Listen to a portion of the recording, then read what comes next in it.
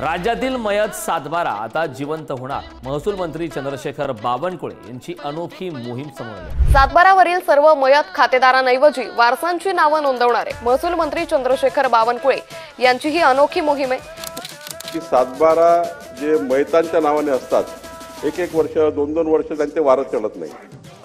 त्यांनी अशी एक मोहीम तयार केली की 1.5 महिन्याच्या आतमध्ये संपूर्ण सातबाराचे जेवढे मयत लोक होते ते सर्व कमी करून त्यांच्या वारसाची नावं संपूर्ण तालुका त्यांनी एका 1.5 महिन्यात पूर्ण केला। संपूर्ण वारस नोंदी केल्या आणि मृत लोकांना त्यातून आता कमी झाले। याच पद्धतीने महाराष्ट्राच्या संपूर्ण विधानसभेमध्ये संपूर्ण तालुक्यामध्ये पुढच्या 1.5 महिन्यामध्ये आम्ही आपल्यातर्फे महसूल खात्यातर्फे सुमोटो ही मोहीम राबवतो आहे। आणि हे करून म्हणजे आता अर्जदार नाही आला तर काय त्याची वाट नाही बघायची, तर आम्ही आता पुढाकार घेतो आहे आणि त्यांचे लीगल हिअर्स हे सातबारा आणण्याचा प्रयत्न करतो आहे।